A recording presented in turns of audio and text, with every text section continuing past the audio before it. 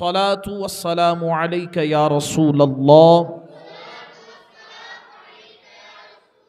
الصلاة والسلام عليك يا حبيب الله. الصلاة والسلام عليك يا خاتم النبيين وعلى آلك وأصحابك يا رحمة للعالمين. مولاي صلي وسلم دائما أبدا على حبيبك خير الخلق كلهم. هو الحبيب الذي ترجى شفاعته لكل حول من الأحوال مقتهم. يا أكرم الخلق ما لمن ألوذ به سواك عند حلول الحادث العمم. يا صديق يا عمر يا عثمان يا حيدر دفع شرك خيراور. يا شبير يا شبر لخمسة أطفي بها حر الوباء الحاطمة. المصطفى والمرتضى وابناهما والفاطمة. غوث اعظم بمن بے سرو ساما مدد قبلہ دی مدد کعبہ ایماں مدد. گنج بخش فیض عالم مظہر نور خدا ناقصارہ پیر کامل کاملارہ رہنما. وہ جو نہ تھے تو کچھ نہ تھا، وہ جو نہ ہوں تو کچھ نہ ہو. جان ہے وہ جہان کی، جان ہے تو جہان ہے. مرتضی شیر حق اشجع الاشجعین، پرتوئے دست قدرت پہ لاکھوں سلام. اصل نسل صفا وجہ وصل خدا، صاحب فصل ولایت پہ لاکھوں سلام. اللہ کی حمد و ثنا نبی کریم صلی اللہ تعالی علیہ وآلہ واصحابہ وبارک وسلم کی بارگاہ مقدسہ میں ہدیہ درود و سلام پیش کرنے کے بعد گرامی قدر سامعین ذی احتشام، السلام علیکم ورحمۃ اللہ وبرکاتہ.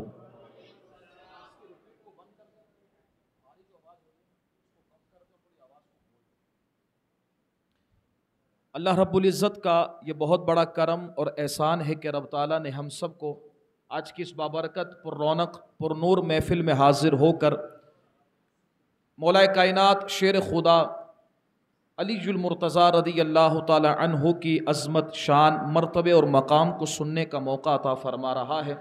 رب تعالیٰ کی بارگاہ میں دعا ہے رب ذوالجلال ہم سب کو آج کے اس مبارک ذکر کی خوب برکتیں عطا فرمائے. مبارکباد کے مستحق وہ تمامی احباب و افراد کے جنہوں نے کاوش کوشش محنت کے بعد اس عظیم 10 روزہ محافل محرم الحرام کا انعقاد کیا. اللہ تعالیٰ تمام ہی معاونین اور اس محفل کے سجانے والے تمام ہی احباب کو خوب برکتیں عطا فرمائے، دین دنیا کی رحمتیں راحتیں عطا فرمائے. محفل کو سجایا ہے اللہ تعالیٰ ان کے گھر کو اور ان کے گھر بار ان کے رزق میں خوب برکتیں عطا فرمائے. حضرات محترم، چونکہ وقت ایک شارٹ ہے اور اس حوالے سے میں چند وہ باتیں جو ہمارے عقیدے، ہمارے اعمال اور ہماری عقیدت کے لیے ضروری ہیں وہ انشاءاللہ الکریم عرض کرنے کی کوشش کروں گا. لیکن سب سے پہلے یہ چاہوں گا کہ آپ سب کی توجہ ہو، بات کو سمجھیں، سیکھیں، سنیں اور نظریہ اہل سنت لے کر یہاں سے اٹھیں.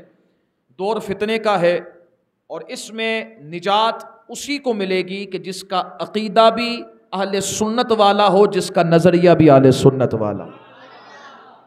حضرات محترم، رب تعالیٰ قرآن مجید فرقان حمید میں ارشاد فرماتا ہے انما یرید اللہ لیذھب عنکم الرجس اہل البیت ویطہرکم تطہیرا.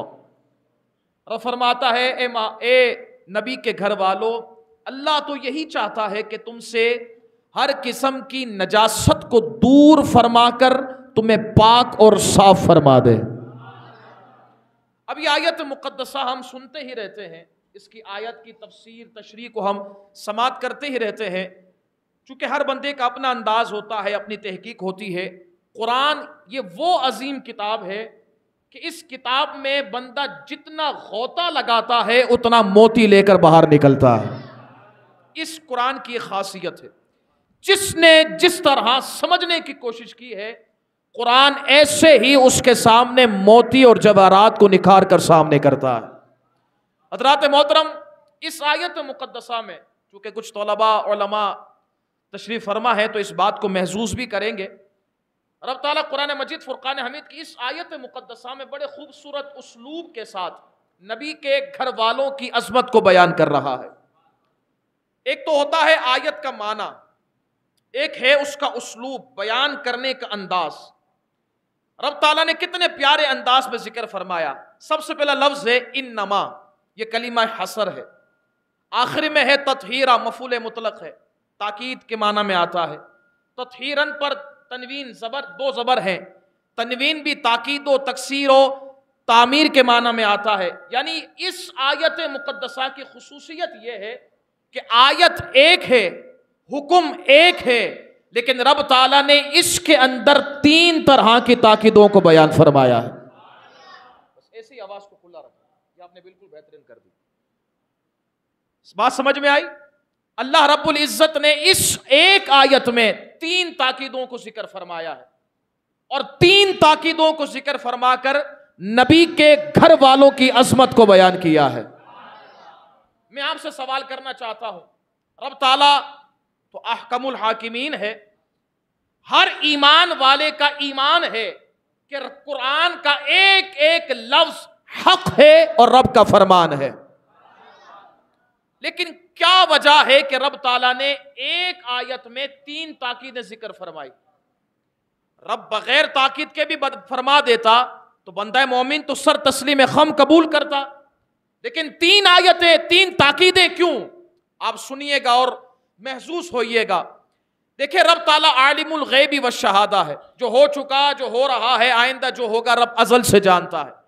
رب جانتا تھا کچھ لوگ آئیں گے، کلمہ پڑھیں گے، اللہ رب العزت کے محبوب کی غلامی کا دم بھریں گے، صحابہ کے ضرور نعرے لگائیں گے، لیکن جب ان کے سامنے اہل بیت کا ذکر ہوگا چہرے بگڑنا شروع ہو جائیں گے، اب انداز بدلنا شروع ہو جائے گا، گفتار میں تبدیلی آ جائے گی، تو گویا وہ یہ کوشش کریں گے کہ اللہ رب العزت نے جو مقام و مرتبہ اہل بیت کو عطا کیا ہے اس کو گھٹانے کی کوشش کی جائے، اس کو کم کرنے کی کوشش کی جائے۔ تو رب تعالیٰ نے پہلے ہی تین تاکیدوں کے ساتھ اس آیت کے اندر اہل بیت کی عظمت کو بیان کر دیا ہے، اور گویا یہ اعلان کر دیا ہے کہ اے نبی کے گھر والوں کے دشمنوں، تم کوشش کرنا چاہو، ہزار کوشش کر لو، نبی کے گھر والوں کی عظمت کو کم نہیں کر سکتے ہو۔ ہم نے قرآن کی آیت میں ایسی تاکیدیں بیان کر دی ہیں کہ قیامت تک نبی کے سچے غلام آتے رہیں گے، قرآن پڑھتے رہیں گے اور نبی کے گھر والوں کی عظمت کو بیان کرتے رہیں گے۔ یہ اس آیت مقدسہ کا صرف ایک نکتہ میں نے بیان کیا، آگے چلیں اگر توجہ ہے تو دیکھیں، اس آیت مقدسہ میں ایک علمی نکتہ بھی سماعت فرمائیں۔ رب تعالیٰ نے قرآن مجید فرقان حمید، چونکہ آپ نے بھی پڑھا ہے اور ہم نے بھی پڑھا ہے، رب تعالیٰ قرآن مجید میں ہم جیسوں کے لیے فرماتا ہے وَاجْتَنِبُوا الرِّجْسَ، ناپاکی سے دور ہو جاؤ، یا ناپاکی کو اپنے آپ سے دور کرو۔ یعنی جب ہم سے کلام ہے تو کہا جا رہا ہے خود دور کرو، تم اپنے آپ سے دور کرو، اپنے آپ کو دور رکھو، یہ ہمارے لیے کلام ہے۔ لیکن جب بات آئی نبی کے گھر والوں کی، جب بات آئی نبی کے گھر والوں کی، انداز تبدیل۔ اب انداز کیا ہوا؟ یہ نہیں کہا رب نے کہ اے نبی کے گھر والوں اپنے آپ سے نجاست کو دور کرو، نہ، رب نے فرمایا، گویا رب نے فرمایا کہ تمہاری نسبت چونکہ محبوب میرے محبوب سے ہو گئی ہے، میرے پیارے سے ہو گئی ہے، تو ہم تمہیں یہ تکلیف بھی نہیں دیں گے، ہم رب ہو کر صرف نسبت مصطفیٰ کی وجہ سے تم سے ناپاکی کو دور بھی کر دیں گے، تمہیں پاک اور صاف بھی کر دیں گے۔ یہ ہے نبی کے گھر والوں کی عظمت، یہ ہے شان، یہ ہے مرتبہ۔ اور آگے چلیں تو امام رازی نے ایک بڑا لطیف نکتہ اس میں بیان فرمایا ہے، بہت خوبصورت نکتہ۔ آپ فرماتے دیکھیں، اگر یہ اتنی بات کر دی جاتی انما یرید اللہ لیذھب عنکم الرجس، کہ ہم نے آپ سے ناپاکی کو دور کیا، اگر اتنی بات کر دی جاتی تو بات مکمل نہ تھی کہ کلام تام نہیں تھا، کلام تام تھا، لیکن کیا وجہ ہے کہ رب تعالیٰ نے یہ بھی فرمایا کہ دور بھی کیا ہے اور پاک اور صاف بھی کیا ہے۔ وجہ کیا تھی؟ تو امام راضی بڑا خوبصورت اور بڑا پیارا نقطہ ارشاد فرماتے ہیں، اور یہ نقطہ جب محرم میں بیان کیا جائے اور سنا جائے تو اس کا الگ مزہ آتا ہے۔ امام راضی فرماتے ہیں کہ دیکھو، بسا اوقات ایسا ہوتا ہے کہ کسی برتن میں ناپاکی ہو اور اس برتن سے ناپاکی کو دور کر دیا جائے، تو برتن سے ناپاکی دور تو ہو گئی ہے، پاک نہیں ہوا ہے۔ ایسا ہی ہے نا، مثال دے رہا ہوں، ایک پیالے میں، ایک کٹورے میں خون ہو، اس خون کو باہر پھینک دیا جائے تو خون تو پیالے سے نکل گیا، پیالہ پاک نہیں ہوا، اب اسے پاک کرنا پڑے گا، پاک کرنے کے جو طریقہ کار ہے اس کے ذریعے سے پاک کرنا پڑے گا، جب وہ پاک کریں گے تو پاک ہو جائے گا۔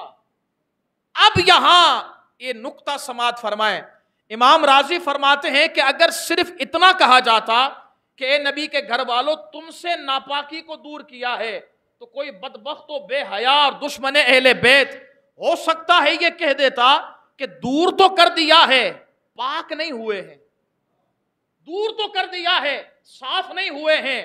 رب تعالیٰ نے گویا اس شکوک و شبہات کو بھی دور کرتے ہوئے فرما دیا ہے کہ اے نبی کے گھر والوں تمہاری عظمت یہ ہے کہ قیامت تک جو آتے رہیں گے ہم نے ان کے لیے یہ بتا دیا ہے کہ ہم نے تمہیں ایسا پاک اور صاف کر دیا ہے کہ تم سے ناپاکی کو دور بھی کر دیا ہے، تمہیں پاک اور صاف بھی فرما دیا ہے۔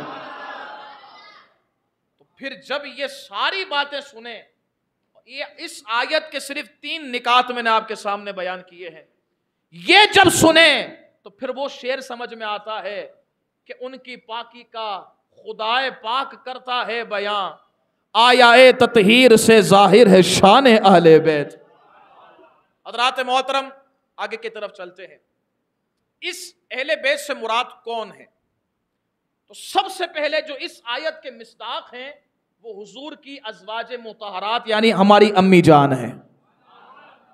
اس آیت کی پہلی مصداق ہماری امی جان، امت کی امی جان ازواج مطہرات ہے، اور اس کے بعد خاص طور پر جنہیں حضور نے چادر میں لیا، کہیں سبحان اللہ، چادر بھی حضور کی ہے۔ بھائی ہم تو سایہ رحمت کہاں تلاش کریں گے؟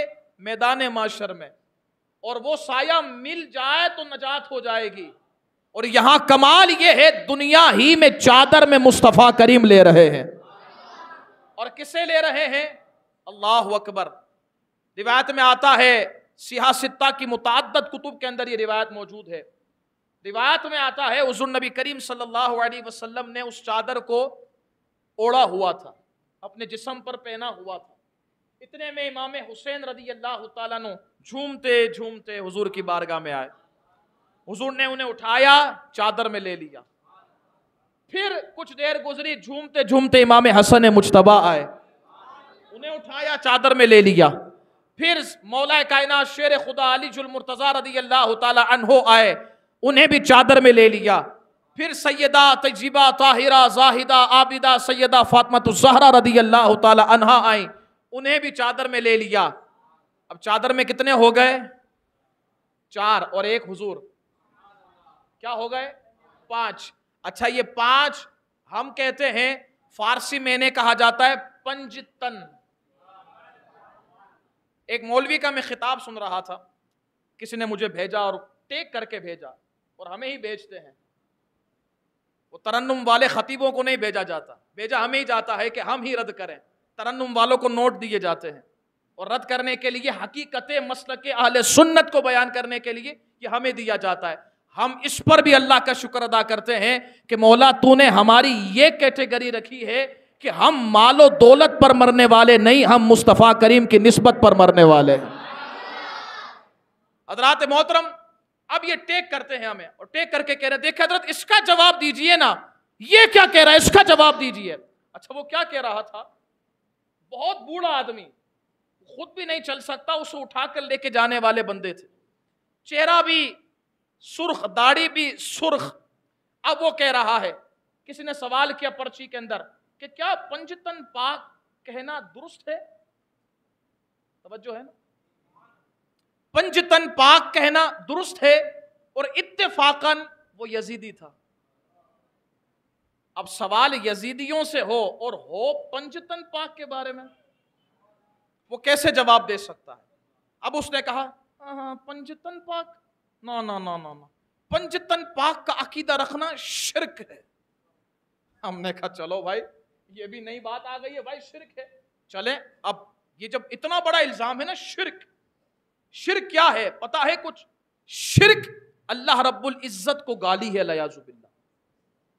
اس نے کہا شرک بہت بڑا الزام ہے نا، ایک جنتی کو جہنمی کر دینا یہ شرک کہلاتا ہے. مومن کتنا ہی گناہگار ہو جہنم میں اپنا عذاب پر پورا کر کے جنت میں ضرور آئے گا مومن. لیکن اگر مشرک ہو گیا، وہ چاہے عبادت کرتا رہے، لاکھ عبادت کرتا رہے، لیکن مشرک ہے تو ڈائریکٹ جہنم میں جائے گا. اب اس نے کہا مشرک، یہ عقیدہ مشرکوں والا ہے. اچھا اب دلیل کیا ہے؟ دیکھیں جب اتنا بڑا دعویٰ ہونا، دلیل بھی بہت بڑی ہوتی. اب کہا دلیل کیا ہے؟ تو دلیل دے رہا ہے. دیکھیں اگر ہم ان پانچوں کو پاک کہیں گے نا تو پھر سارے صحابہ کو ناپاک کہنا پڑے گا. عجیب و غریب سی دلیل، عجیب و غریب سی بات. اب دیکھیں یہ اصول جو انہوں نے کہا ہے، اب یہ اصول اگر مان لیا جائے تو کتنی خرابیاں آئیں گی اب آپ سنیں گے، کیونکہ ہم بھی تو اعلی حضرت کے نوکر ہیں نا. اب دیکھیں یہ اگر یہ بات اور یہ اصول مان لیا جائے تو کتنی غلطیاں آئیں گی. سنیں اب یہ کہتے ہیں کہ پنجتن پاک کا عقیدہ رکھنا شرک ہے. کیوں؟ اس لیے کہ اگر یہ پانچ پاک ہیں تو پھر سارے صحابہ والعیاذ باللہ ناپاک ہو جائیں گے. تو ہم ان سے سوال کرتے ذرا ہمیں یہ بتائیں کہ حضرت ابو بکر رضی اللہ تعالیٰ عنہ کے لیے کیا لقب استعمال کیا جاتا ہے؟ صدیق اکبر. تو وہ صدیق ہیں، باقی سارے کیا جھوٹے ہیں؟ کہ اگر تمہارا عقیدہ مانا جائے تو یہ کہنا پڑے گا، تمہارا اصول مانا جائے تو کہنا پڑے گا. اچھا حضرت عمر کے لیے کیا کہتے ہیں؟ فاروق اعظم. تو حضرت عمر حق اور باطل میں فرق کرنے والے، تو کیا باقی سارے صحابہ ملانے والے تھے والعیاذ باللہ؟ اچھا حضرت عثمان غنی کے لیے کیا کہتے ہیں؟ غنی، ذوالنورین، سخی، سخاوت والے. تو یہ سخی تھے، باقی سارے کیا بخیل تھے؟ اگر ان کا اصول مانا جائے تو یہ کہنا پڑے گا. تو کہتے نہیں حضرت صاحب آپ سمجھے نہیں، ہم حضرت ابو بکر کو صدیق اس لیے کہتے ہیں حضور نے کہا، ہم حضرت عمر کو فاروق اس لیے کہتے ہیں حضور نے کہا ہے، ہم حضرت عثمان کو غنی اس لیے کہتے ہیں حضور نے کہا ہے. تو میں نے کہا مولانا صاحب ہم بھی پنجتن کو پاک اس لیے کہتے ہیں کہ حضور نے کہا ہے. دلیل؟ میں نے کہا آئے یہی دلیل کہ چادر مبارک ہے. ایک ایک کر کے آتے گئے، پانچ ہو گئے جسے پنج کہا. تن کہتے ہیں جسم کو، تو وہ چادر کے اندر پانچ جسم تھے، تو عرب فارسی کے اندر یہ ہوئے پنج تن. اچھا پاک کیسے ہوئے؟ اب سنیے گا اور سننی اور جھومیے گا. پانچ یہ ہو گئے پنج تن، پاک کیسے ہو گئے؟ تو جب حضور نے یہ چادر میں لے لیا نا تو پھر کہتے ہیں اللہم ہؤلاء اہل بیتی، اللہم ہؤلاء اہل بیتی ویطہرکم تطہیرا. اے مولا یہ میری اہل بیت ہے، اور جو تیرا وعدہ ہے نا پاک کرنے کا، مولا میں کہتا ہوں یہ میری اہل بیت ہے، اے مولا تو اسے بھی پاک اور صاف فرما دے. اب ذرا مجھے یہ بتاؤ جب حضور کے ہاتھ ان کے لیے اٹھ جائیں وہ پاک ہوئے یا نہیں ہوئے؟ تو پھر ہمارا عقیدہ درست ہوا، الحمدللہ حضور کے فرمان سے ثابت ہوا سارے صحابہ بھی پاک ہیں، لیکن جنہیں خصوصیت ملی ہے وہ یہ پنج تن پاک ہے. اب آئے حضرات محترم اپنے موضوع کی طرف چلتے ہیں. جس عنوان کے ساتھ یہ محفل سجائی گئی وہ بھی ان پنج تن پاک میں ہے. اور کمال یہ ہے عشرہ مبشرہ ہو تب بھی ہیں، چار یار ہوں تب بھی ہیں، پنج تن ہوں تب بھی ہیں، حضور کے داماد میں ہو تب بھی ہیں، حضور کی اہل بیت میں ہو تب بھی ہیں. قربان نہ جائیں اس علی پر جسے رب نے ایسی عظمت اور شان عطا فرمائی ہے. اچھا پھر اگر آپ تاریخ دنیا پر غور کریں نا، دنیا میں کئی لوگ پیدا ہوئے ہیں اور ہوتے ہیں اور ہوتے رہیں گے، لیکن ان میں سے اکثر انسان وہ ہیں نہ جن میں کوئی کمال ہے نہ خوبی ہے.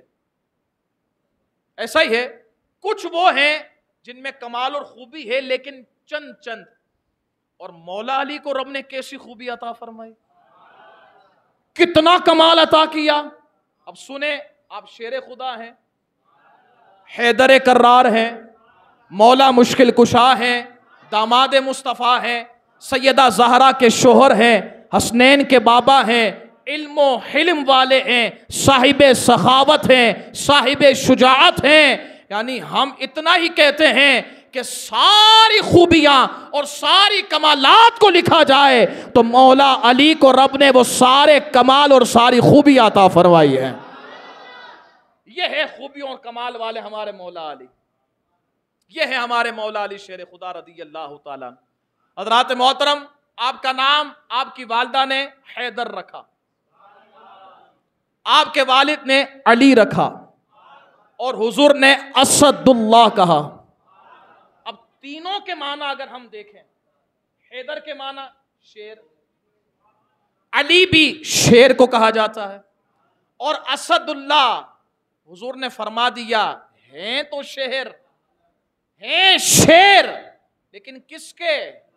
کچھ جنگل کے ہوتے ہیں، کچھ پنجرے کے ہوتے ہیں، کچھ چڑیا گھر کے ہوتے ہیں، لیکن مولا علی عام شیر نہیں ہے، بلکہ حضور نے کہا یہ اسد اللہ ہے، فرمایا یہ اللہ کے شیر ہیں.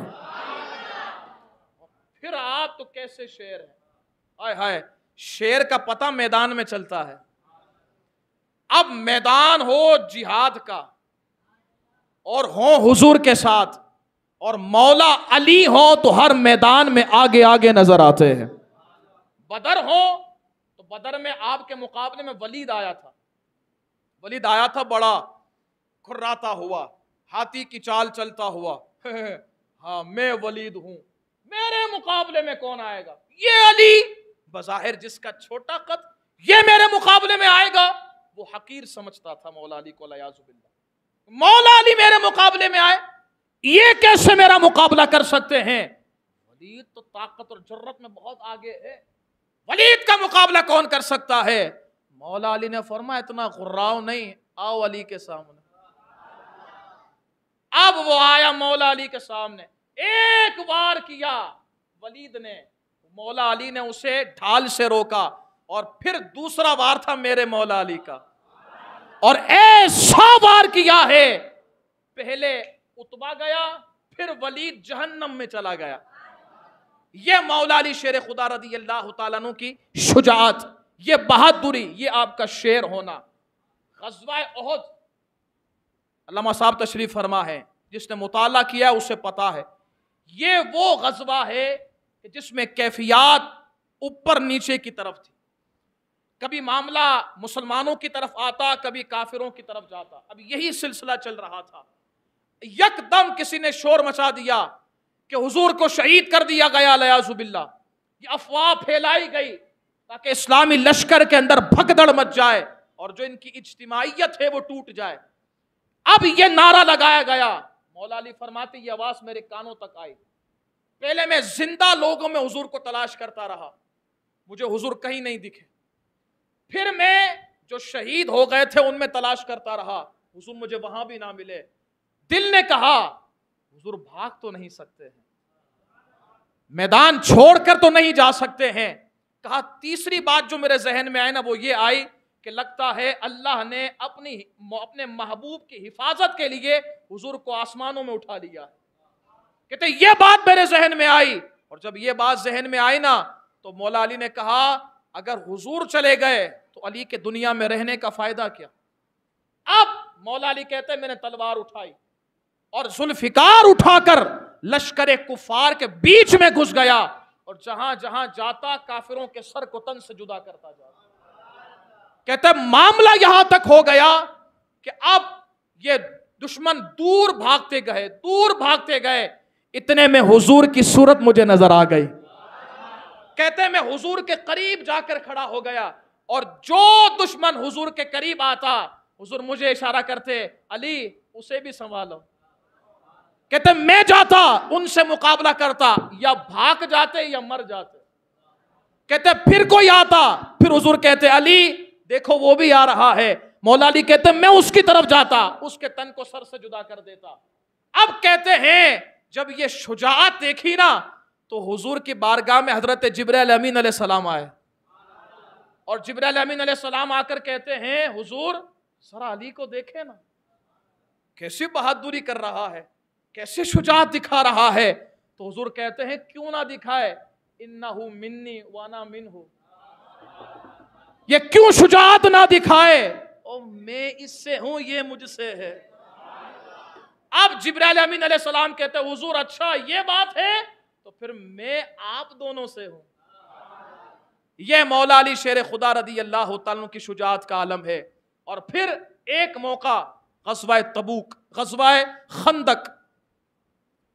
خندق جسے جنگ خندق اگر آپ پڑھیں تو پتا چلے گا کہ کفار کتنے زوم سے آئے تھے کہ آج تو ہماری جیت ہے آج تو ہمیں اسلامی لشکر روک ہی نہیں سکتا.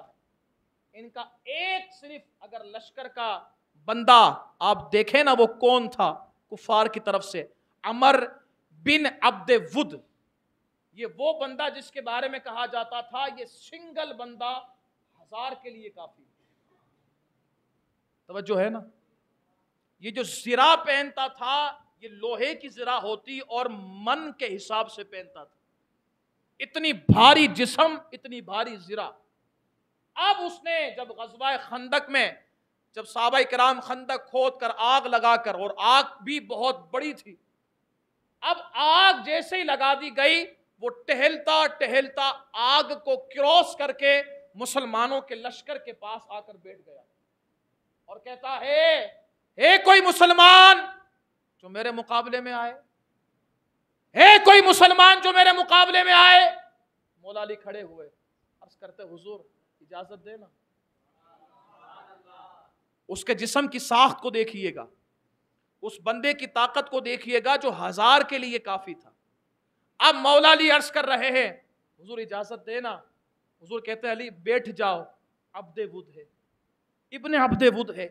مولا علی بیٹھ گئے.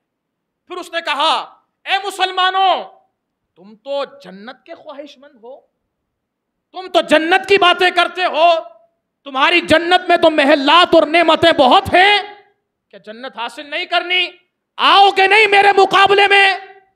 مولا علی پھر کھڑے ہوئے عرض کرتے حضور اجازت دینا. پھر حضور نے کہا علی بیٹھ جاؤ ابن عبد ود.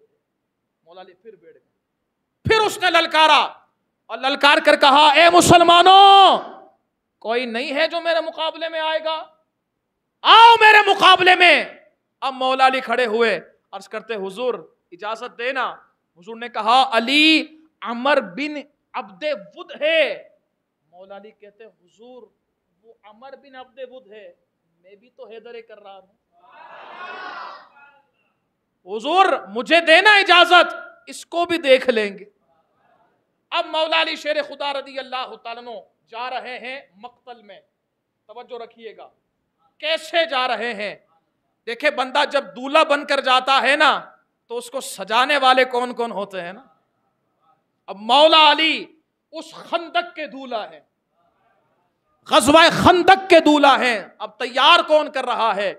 حضور نے علی کو پہلے مولا علی کو پہلے اپنا امامہ باندھا. سب کہے سبحان اللہ. حضور نے امامہ باندھا. حضور نے امامہ باندھ کر پھر زرہ پہنائی. زرہ پہنا کر پھر گھوڑے پر بٹھایا اور بٹھا کر اپنی تلوار مولا علی کو عطا فرمائی. اور مولا علی جا رہے تھے اور حضور یہاں دعا کر رہے تھے اے اللہ علی تیرے اور تیرے محبوب کی دین کی حفاظت کے لیے جا رہا ہے.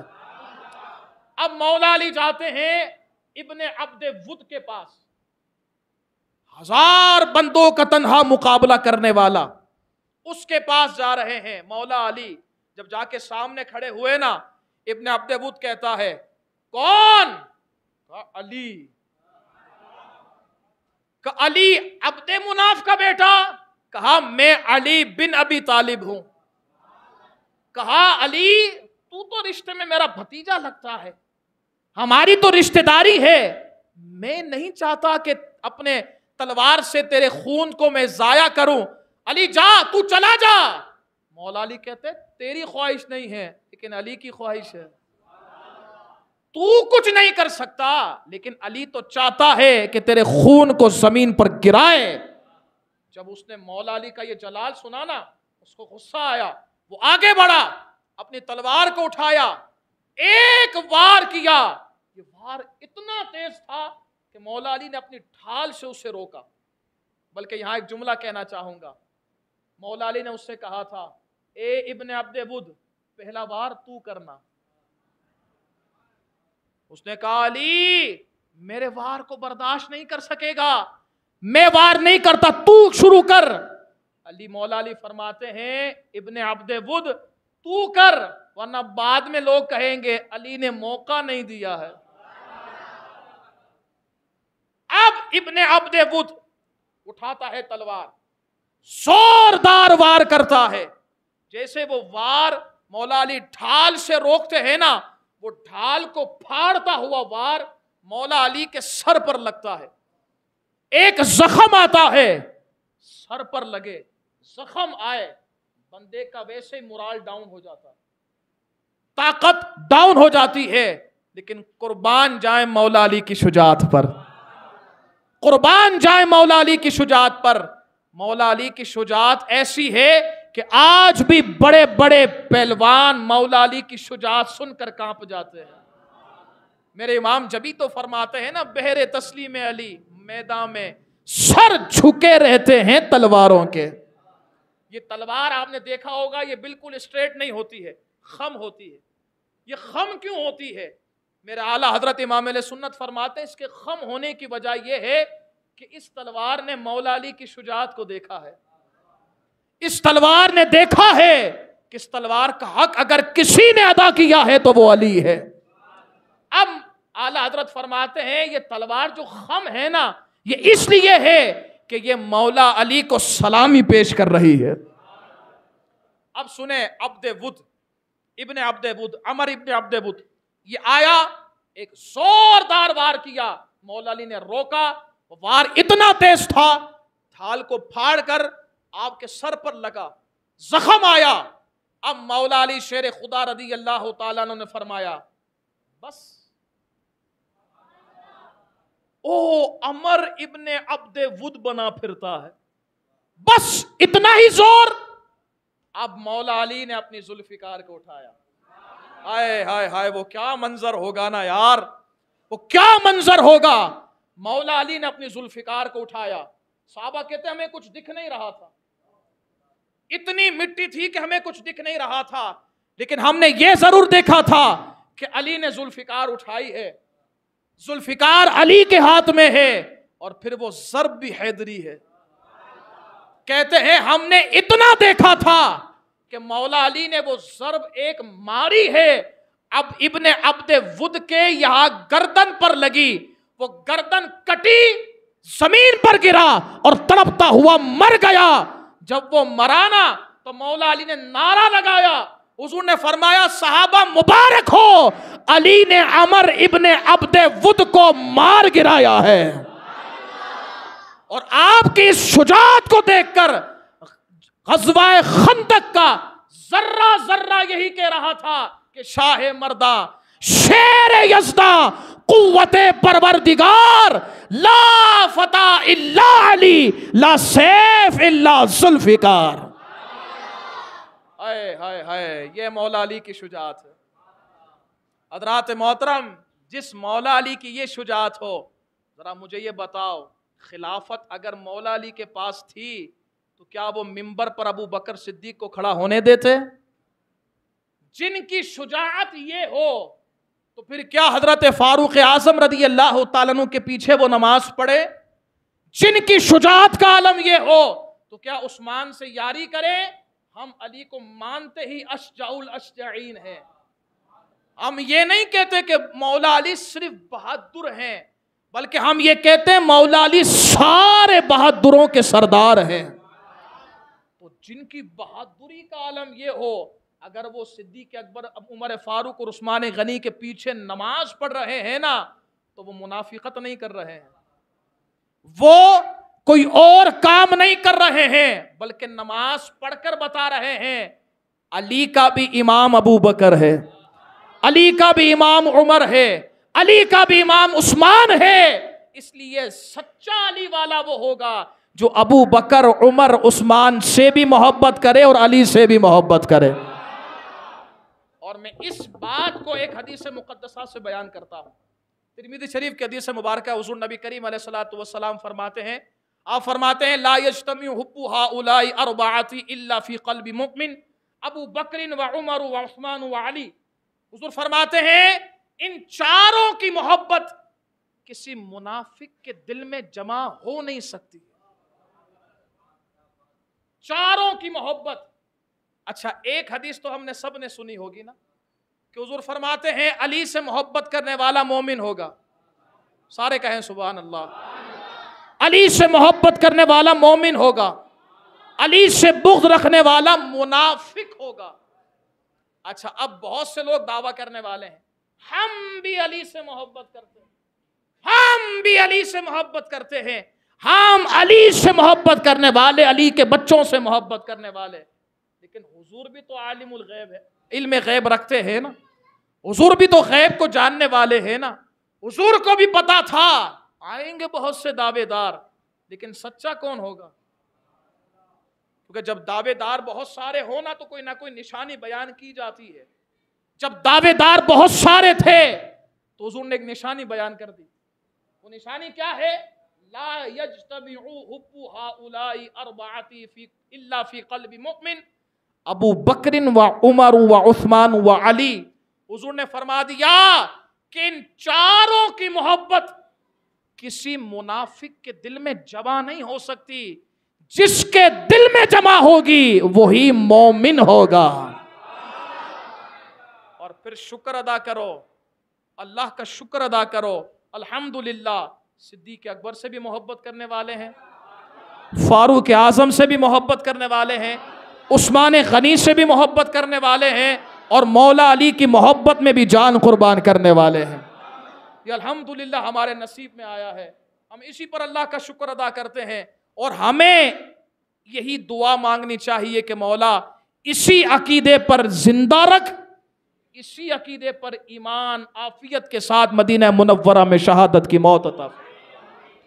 حضرات محترم، اس گفتگو کو اب چلتے ہیں اختتام کی طرف لے کر۔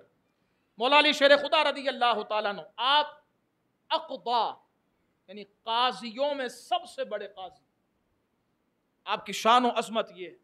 صدیق اکبر کا دور ہو تو وہاں قاضی سمجھتے کسے کہتے ہیں؟ Chief justice.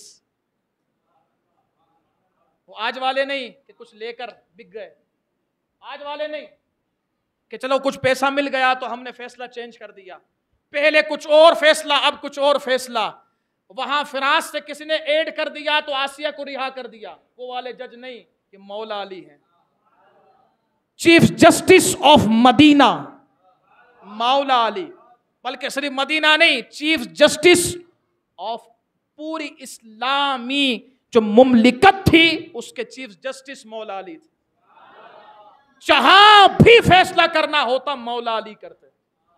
صدیق اکبر کے دور خلافت چیف جسٹس مولا علی، فاروق اعظم کا دور خلافت چیف جسٹس مولا علی، حضرت عثمان غنی کا دور خلافت چیف جسٹس مولا علی۔ مولا علی سے کسی نے سوال کیا آپ کے دور خلافت میں؟ حضور صدیق اکبر کا دور تھا، خلافت میں دیکھیں کتنی ترقیاں ہوئیں، اسلام کہاں کہاں تک پہنچا، فتوحات کہاں کہاں تک ہوئی۔ فاروق اعظم کا دور خلافت تھا، فتوحات کا سلسلہ بڑھتا گیا، عثمان غنی کا دور خلافت کا، وہاں بھی سلسلہ بڑھتا گیا فتوحات کا، لیکن حضور آپ کے دور خلافت میں ایسا معاملہ دیکھا نہیں گیا۔ اب مولا علی کا جملہ سنیں، مولا علی فرماتے ہیں اس کی وجہ ہے، کیا وجہ ہے؟ فرمایا وجہ یہ ہے ابو بکر کا دور ہو، عمر کا دور ہو یا عثمان کا دور ہو، ان سب کا مشیر علی تھا، اور علی کے مشیر تم ہو، فرق یہ ہے۔ اب سنیں مولا علی شیر خدا رضی اللہ تعالیٰ عنہ، آپ ہیں چیف جسٹس، آپ کے فیصلوں کا عالم یہ ہے کہ بڑے بڑے مسئلے آتے مولا علی حل کر دیتے، کوئی ٹینشن نہیں، کوئی فکر نہیں، بڑے سے بڑا مسئلہ آیا مولا علی نے فوراً اس کو حل فرما دیا۔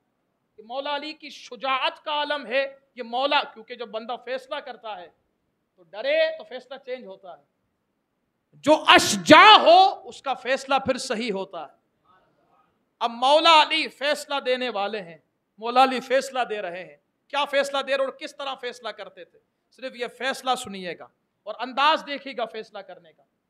مولا علی شیر خدا رضی اللہ تعالیٰ کا دور خلافت ہے۔ مولا علی شیر خدا رضی اللہ تعالیٰ کے پاس ایک شخص آیا، آ کر عرض کرتا ہے حضور آپ کا دور خلافت ہے، آپ فیصلہ کرنے والے ہیں، آپ کے فیصلوں کا ڈنکا بجتا ہے، حضور ایک کرم فرمائے نا، ایک فیصلہ کروانا ہے۔ مولا علی نے فرمایا کیا فیصلہ کروانا ہے؟ عرض کہ حضور فیصلہ یہ ہے کہ میرے والد کے 3 دوست میرے والد کے پاس آئے اور کہا کہ چلو ہم چلتے ہیں شام کی طرف تجارت کرنے کے لیے۔ اب ہم سارے روک رہے تھے والد صاحب کو، لیکن والد صاحب نے کہا نہیں، دوست بلا رہے ہیں، چاہتے ہیں اچھا معاملہ ہو جائے گا، تجارت ہو جائے گی۔ اب والد صاحب 10,000 درہم لے کر نکلے گھر سے، لیکن جب پلٹے نا تو 3 دوست تو آ گئے، والد نہیں آئے۔ 3 دوست آ گئے، والد نہیں آئے، معاملہ سمجھ نہیں آیا کیا ہوا ہے۔ اب مولا علی شیر خدا رضی اللہ تعالیٰ فرماتے ہیں کہ تیرا خیال کیا ہے؟ وہ کہتا ہے حضور میرا خیال یہ ہے کہ میرے والد سے وہ پیسے لے لیے ہیں اور انہیں قتل کر دیا ہے۔ مولا علی نے کہا تیرے پاس کوئی گواہ؟ عرض کرتا ہے حضور گواہ ہوتا تو پھر آپ کی بارگاہ میں کیوں آتا؟ حضور آپ کی بارگاہ میں آیا اس لیے ہوں کہ فیصلہ آپ فرمائیں گے۔ اب مولا علی شیر خدا رضی اللہ تعالیٰ نے فرمایا اچھا گواہ نہیں، مقدمہ تیرا ہے؟ اس نے کہا حضور میرا مقدمہ ہے۔ تو آپ نے فرمایا چلو ایک کام کرو، ان 3 دوستوں کو لے کر آؤ۔ اب 3 دوستوں کو مولا علی کی بارگاہ میں لایا گیا۔ فیصلہ دیکھے کیسا کر رہے ہیں مولا علی، جہاں گواہ نہ ہو، ثبوت نہ ہو، وہاں فیصلہ کیسے کرنا چاہیے یہ مولا علی سکھا رہے ہیں۔ اب 3 دوست ہیں، تینوں دوستوں نے آپس میں بات کر لی، دیکھو مولا علی یہ سوال کریں گے ہمیں یہ جواب دینا، اس پر یہ اعتراض کریں گے ہمیں یہ جواب دینا، پھر یہ کلام ہوگا پھر ہمیں یہ جواب دینا ہے، اقرار نہیں کرنا ہے ورنہ یہ بھی علی ہے۔ اقرار کر لیا نا تو پھر دیکھنا علی ہمارے ساتھ کیا معاملہ کریں گے۔ ہم تینوں دوستوں نے طے کر لیا ہمیں کیا کیا کہنا ہے۔ اب مولا علی شیر خدا رضی اللہ تعالیٰ نے فرمایا کہ ان 3 دوستوں کو بلاؤ۔ 3 دوستوں کو بلایا گیا، فرمایا تینوں کو الگ الگ بٹھا دو۔ تینوں کو الگ الگ بٹھا دیا۔ مولا علی نے فرمایا ایک کو لے کر آؤ۔ اب ایک کو لایا گیا، مولا علی نے سوال کیا تو نے قتل کیا ہے؟ کہتا حضور نہیں کیا۔ کہا سوچ لے تو شامل تھا اس کے اندر؟ اس نے کہا نہیں کیا۔ کہا پھر کہہ رہا ہوں سوچ تو تھا اس کے اندر؟ کہا حضور نہیں تھا۔ اب یہاں کلام چل رہا تھا، بیچ میں مولا علی نے کہا نعرہ تکبیر۔ مولا علی نے کہا چلو بھائی فیصلہ ہو گیا۔ اب وہ باقی دوست کہہ رہے او ہو اس نے اقرار کر لیا، ہم نہیں کریں گے پھنس جائیں گے، اب کیا کریں؟ اتنی حواس میں مسکرائیں، مسکرانا سنت ہے، مسجد میں ہنسنا یہ قبر میں اندھیرا لاتا، صرف مسکرائیں۔ مولا علی شیر خدا رضی اللہ تعالیٰ کا یہ فیصلہ سن کر سر پکڑ کر بیٹھ گیا، اوہ اب کیا ہوگا؟ اس نے اقرار کر لیا ہے، ہم نے نہیں کیا نا تو مولا علی چھوڑیں گے نہیں ہمیں۔ اب ہوا یہ کہ پھر اس سے بھیجا الگ کمرے میں، دوسرے کو بلایا، اس نے کہا حضور میں نے بھی کیا، میں بھی شامل تھا۔ تیسرے کو بلایا، اس نے کہا حضور غلطی ہو گئی، بس وہ لالچ تھی، میں بھی اسی میں شامل تھا۔ اب یہ جب تینوں دوست ملے نا تو پہلے کو کہہ رہے ہیں تو کیسا نکلا یار، اپنی تو بات یہ ہوئی تھی کہ ہم اقرار نہیں کریں گے اور تو اقرار کر کے آ گیا۔ اس شخص نے کہا سر پکڑ کر، کہا میں اقرار کر کے نہیں آیا، تم دونوں اقرار کر کے آ گئے ہو۔ یہ مولا علی کے فیصلے ہیں، یہ مولا علی کے فیصلوں کا انداز ہے کہ ایسا فیصلہ کر لیا کہ مجرم نے اپنا جرم بھی قبول کر لیا اور گواہ تھے نہیں، سزا بھی ہو گئی ہے۔ اب یہ فیصلہ کی قوت آپ کو کیسے ملی؟ یہ قابل توجہ بات ہے، کیونکہ جس سے کچھ ملتا ہے، اور ہمارا عقیدہ ہے جس سے جو ملتا ہے صدقہ مصطفیٰ کریم کا ہے۔ اب یہ جو آپ کے اندر فیصلے کی اتنی اعلیٰ قسم کی جو ایک بات ہے وہ آپ کے اندر کیسے آئی؟ تو روایت میں آتا ہے، ترمذی شریف کی حدیث مبارکہ ہے، مولا علی شیر خدا رضی اللہ تعالیٰ عنہ ارشاد فرماتے ہیں، آپ سے خود پوچھا گیا کہ مولا علی یہ آپ کو کیسے فیصلے کی یہ شان مل گئی ہے کہ جو فیصلہ ہوتا ہے آپ کر دیتے ہیں اور اتفاقاً سارے فیصلے صحیح ہوتے ہیں؟ حضور یہ کمال آپ کو کیسے ملا ہے؟ مولا علی فرماتے بیٹھ میں تجھے سمجھاتا ہوں کیسے ملا۔ کہا حضور کیسے ملا؟ فرمایا مجھے ایسے ملا کہ حضور کی بارگاہ میں حاضر تھا، نوجوان تھا، حضور نبی کریم صلی اللہ علیہ وسلم نے مجھ سے فرمایا کہ علی میں تمہیں فیصلہ کرنے والا بنا کر یمن میں بھیج رہا ہوں، اور جاؤ جا کر یمن میں جس طرح کا فیصلہ کرنا ہو ایسا فیصلہ کرنا، تمہیں قاضی بنا کر بھیج رہا ہوں۔ اب مولا علی حضور کی بارگاہ میں حاضر ہوتے عرض کرتے حضور نوجوان ہوں، فیصلہ کرنا بھی نہیں آتا اور زندگی میں کبھی فیصلہ بھی نہیں کیا ہے، حضور میں کیسے کروں گا؟ نیا شعر، نئے بندے، نیا انداز، نیا لب و لہجہ، حضور کیسے فیصلہ کروں گا؟ یہ انداز تو مجھے فیصلے کا آتا نہیں۔ حضور نے فرمایا علی فکر کیوں کرتے ہو؟ فرمایا میں ہوں نا، فکر کیوں کرتے ہو؟ اب آپ کو آگے بلایا، اپنا دست مبارک، ہائے ہائے سبحان اللہ، اپنا دست مبارک، یہ وہ کون سا ہاتھ ہے؟ یہ وہی ہاتھ ہے کہ جب اس ہاتھ میں کنکریاں آئے نا، وہ بے زبان کنکریاں بھی کلمہ پڑھنا شروع کر دیتی ہے۔ یہ وہ دست مبارک ہے۔ مولا علی کے سینے مبارکہ پر حضور نے یہ دست مبارک رکھا اور سینے پر ہاتھ رکھ کر اللہ کی بارگاہ میں عرض کی مولا اس کی آواز، اس کی باتوں میں تاثیر عطا فرما دے اور اس کے سینے کو فیصلہ کرنے کے لیے کشادہ فرما دے۔ مولا علی کہتے ہیں تو نے مجھ سے پوچھا نا کہ مجھ میں اتنی قوت فیصلے کی کیسے آئی ہے؟ کہتے خدا کی عزت کی قسم ہے اس سے پہلے فیصلہ کرنا نہیں آتا تھا، اور جب سے حضور کا دست مبارک سینے پر لگا ہے اور حضور نے دعا مانگی ہے، اس کے بعد سے مسئلہ کتنا بڑا ہو علی کے پاس آتا ہے، علی اس مسئلے کا حل فرما دیتا ہے۔ یہ ہے مولا علی شیر خدا رضی اللہ تعالیٰ کی فیصلے کی قوت۔ بس اب گفتگو کو ختم کرتے ہیں، لیکن یہاں پر اس بات کو یاد رکھیے گا، اور اسی پر میں اپنی آخری بات کر رہا ہوں، صحابہ اور مولا علی آپس میں محبت کرنے والے تھے۔ یاد رکھیے گا کہ جتنی کہانیاں سنائی جاتی ہیں، جتنی کہانیاں، یہ جھوٹ پر مبنی، یہ ایسی ہی کہانیاں ہیں جیسے ٹی وی پر ڈرامے چلتے ہیں۔ ٹی وی پر چلنے والا ڈرامہ بھی جھوٹ، یہ ساری کہانیاں بھی جھوٹ۔ سچ کیا ہے؟ سچ یہ ہے علی صحابہ سے محبت کرتے تھے، صحابہ علی سے محبت کرتے تھے۔ اس کی نظیر بیان کروں، نظیر سنیں اس کی۔ سب سے پہلی نظیر حضرت ابوبکر صدیق رضی اللہ تعالیٰ کی بارگاہ میں آپ ہی کی شہزادی ہماری امی جان سیدہ طیبہ طاہرہ سیدہ عائشہ صدیقہ رضی اللہ تعالی عنہا، آپ عرض کرتی ہیں ابا جان میں آپ کو جب بھی دیکھتی ہوں کہ آپ علی کو دیکھ رہے ہیں، جب بھی دیکھتی ہوں کہ آپ علی کو دیکھ رہے ہیں تو آپ علی کو صرف دیکھتے ہی جاتے ہیں، اس طرح دیکھنے کی وجہ کیا ہے؟ سنیں صدیق اکبر کیا کہہ رہے ہیں۔ صدیق اکبر فرماتے عائشہ کہ تو نے حضور سے سنا نہیں؟ عرض کی حضور کیا؟ فرمایا النظر وجہ علی عبادہ، اے عائشہ کیا تو نے سنا نہیں ہے کہ حضور نے فرمایا ہے کہ علی کے چہرے کو دیکھنا بھی عبادت ہے۔ جس کے چہرے کو دیکھنا عبادت ہے، علی اس کے صدیق اکبر اس کے چہرے کو دیکھا کرتے تھے۔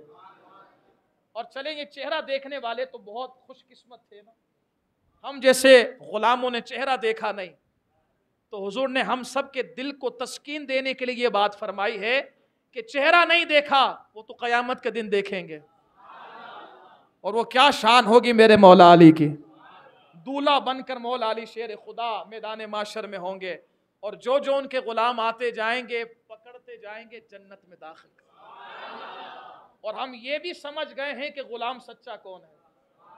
सहाबा पर भौंके और अली से मोहब्बत करे वो सच्चा नहीं, जो सहाबा से मोहब्बत करे और अली से मोहब्बत करे वो सच्चा है। अब सुने, हुजूर नबी करीम अलैहिस्सलातु वस्सलाम ने फरमाया, जिक्र अली जिन इबादा, जिसने चेहरा नहीं देखा फिक्र ना करे, वो अली अली करता रहे, ये भी इबादत ही कहलाएगी। लेकिन अब मैं यहां पर एक जुमला कहना चाहूंगा, इबादत इबादत के अंदाज में होती है। भंग पीकर, चर्स पीकर, मुंह को नापाक करके, वजूद को नापाक करके, नापाक जगहों पर बैठकर अली अली करो, ये अली की तौहीन है। अली अली कैसे करना है? देखो मस्जिद है, मिंबर है, नया लिबास है, इमामा है, वास्किट है, उछल नहीं रहे, कूद नहीं रहे, डांस नहीं कर रहे, सारे बादब बैठकर अली अली कर रहे हैं। यह है अंदाज अली करने का। और इस तरह अली अली करो, रब ताला इनाम भी अता फरमाता है, विलायत भी अता फरमाता है। हज़रात मोहतरम मौला अली शेर खुदा रज़ी अल्लाह तआला अन्हु से सिद्दीक़ अकबर की मोहब्बत का आलम, अंदाज अब देखे तब्दील हुआ। हज़रत फारूक आज़म रज़ी अल्लाह तआला अन्हु का दौरे खिलाफत माल गनीमत आया, और ये बात शायद आपने पहली मर्तबा सुनेंगे। माल गनीमत आया, माल गनीमत लाया गया तो सिद्दीक हज़रत फारूक आज़म की बारगाह में खादिम ने आकर अर्ज़ की, हुज़ूर माल गनीमत आया है। आपने फरमाया तकसीम ना करना, मैं खुद आ रहा हूँ। अब माल गनीमत के पास हज़रत फारूक आज़म पहुंचे। हज़रत फारूक आज़म माल उठाते हैं गनीमत का और किसी को तलाश कर रहे हैं, किसी को तलाश कर रहे हैं। यकदम नजर पड़ी इमाम हसन के चेहरे पर। आपने गनीमत उठाया और इमाम हसन को अता फरमाया, फिर उठाया, फिर तलाश कर रहे हैं किसी को। नजर पड़ी इमाम हुसैन के चेहरे पर, उठाया, उसे अता कर, तो आपको अता फरमा दिया। जब दोनों को अता कर दिया, खादिम का हाथ पकड़ा, आगे किया, अब कहा तुम तकसीम कर दो।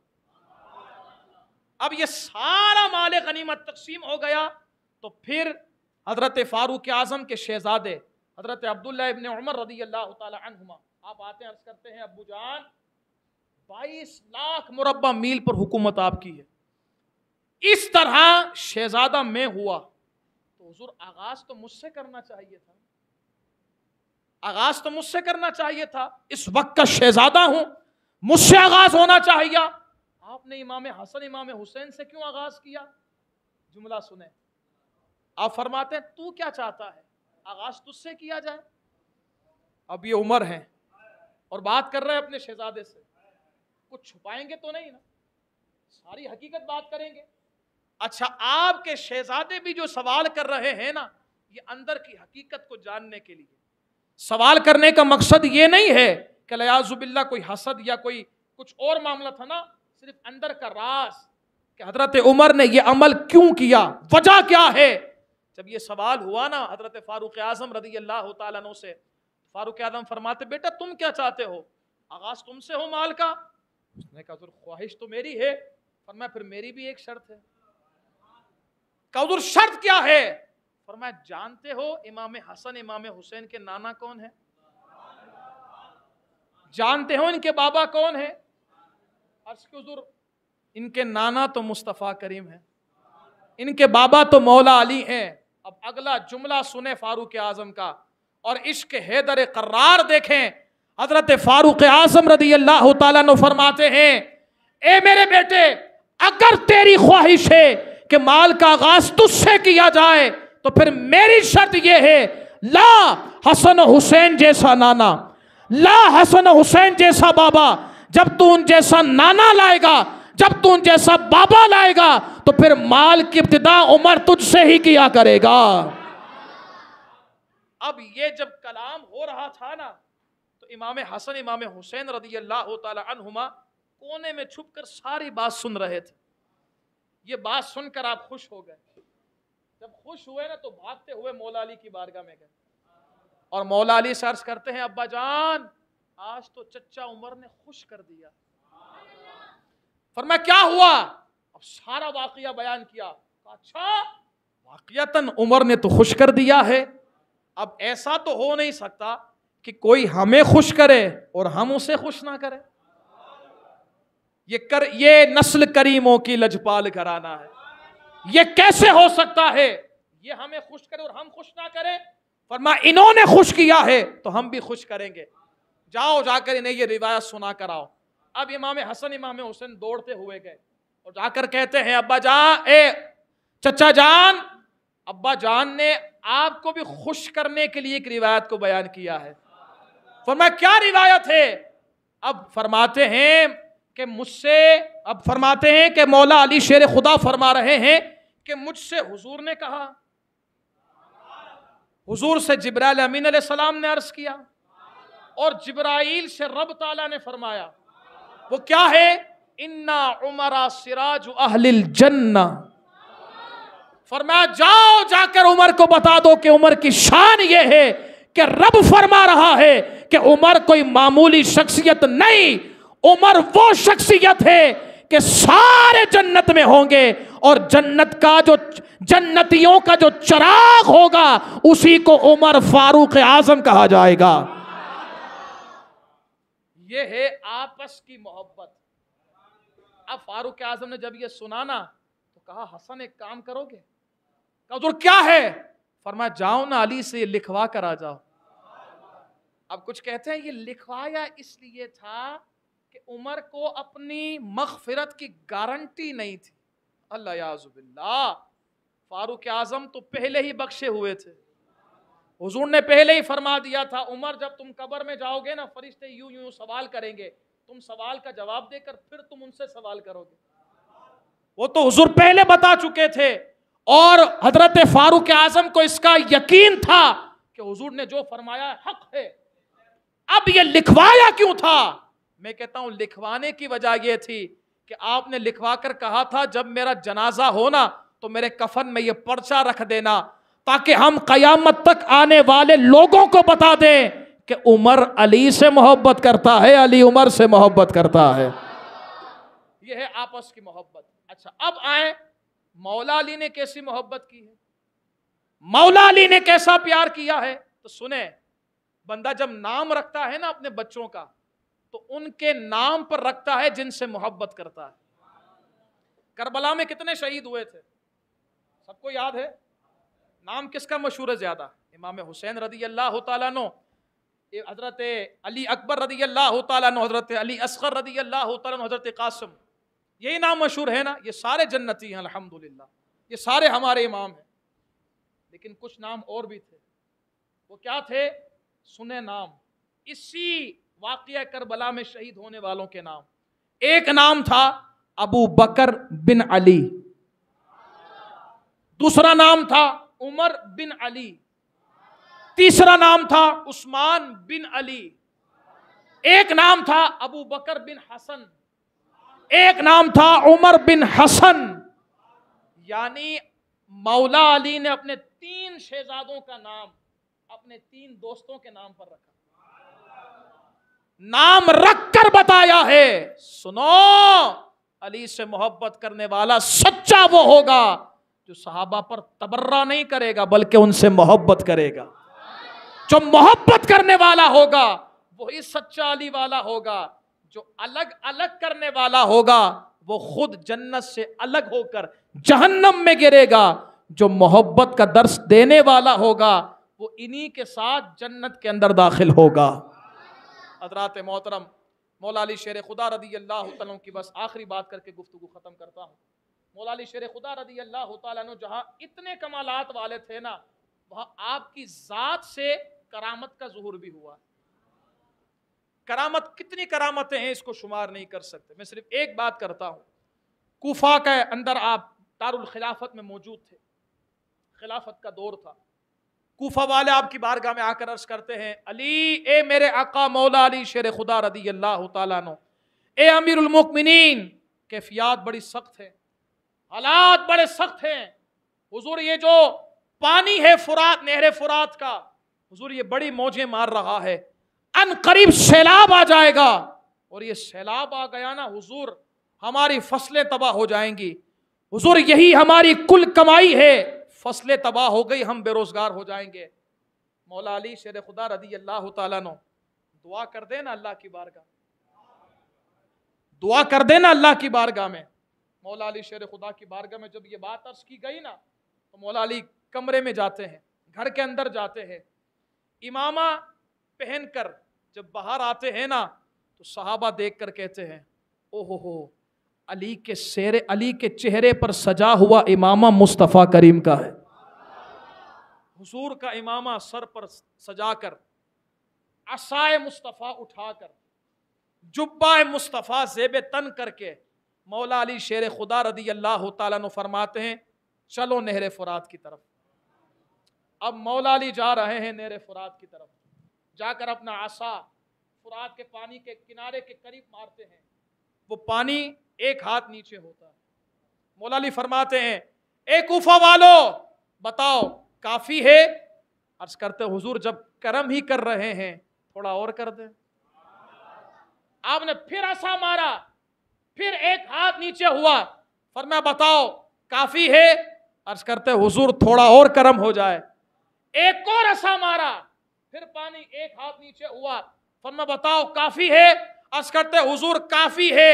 آج پتا چل گیا ہے علی کی شان یہ ہے، علی کسی کے لیے ہاتھ اٹھا دے تب بھی کام ہو جاتا ہے، علی کسی کے ساتھ چل کر آئے تب بھی کام ہو جاتا ہے۔ یہ مولا علی شیر خدا رضی اللہ تعالیٰ عنہ کی شان و عظمت ہے، یہ مولا علی شیر خدا رضی اللہ تعالیٰ عنہ کا مقام و مرتبہ ہے۔ مولا علی شیر خدا رضی اللہ تعالیٰ عنہ نے حضرت فاروق اعظم کے لیے ایک دعا فرمائی تھی، اے اللہ عمر کی قبر کو ہمیشہ چمکتا ہوا رکھ کہ اس نے مسجد کو چمکتا ہوا رکھا ہے، مسجد کو اجالا دیا ہے، کیونکہ آپ ہی کے دور میں قندیلیں لٹکائی گئی تھی، فاروق اعظم کے دور میں، اور آپ ہی کا یہ کارنامہ تھا۔ مجھے یہاں ایک پرچی دی گئی ہے جو اسی سے تعلق رکھنے والی ہے۔ پرچی کیا ہے؟ اس مکہ مسجد میں سولر کے لیے، اور آپ جانتے ہیں سولر کی ضرورت آج کے دور میں بہت زیادہ ہے، بجلی کا بل کہاں سے کہاں پہنچ گیا ہے، اور مسجد چلتی چندوں سے ہے، کیوں نہ ہم کوئی ایسا کام کر دیں اور کر کے چلے جائیں۔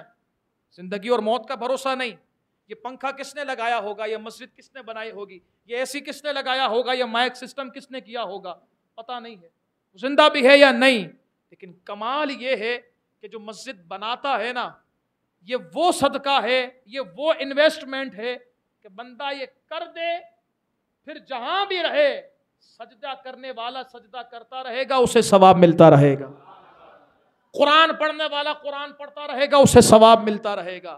تو یہ سولر سسٹم کا بھی یہی معاملہ ہے، سولر لگ جائے گا، پھر پنکھا چالو کر کے اسی کے نیچے بندہ بیٹھ کر قرآن پڑھے گا، تو پنکھا لگانے والے کو بھی ثواب ملے گا، سولر لگانے والے کو بھی ثواب ملے گا، یہ فرش کے اوپر ٹائل لگانے والے کو بھی ثواب ملے گا، یعنی جس نے جتنا تعاون کیا ہے اس سے ہر اس تعاون کا ثواب ملے گا۔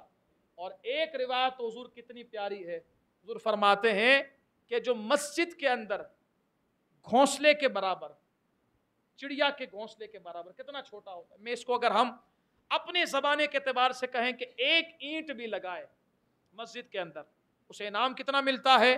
جنت میں اسے گھر اللہ تعالیٰ عطا فرمائے گا۔ تو یہ تعاون کرنے کا کمال ہے، تو میں آپ تمام سے عرض کروں گا کہ ضرور تعاون کریں۔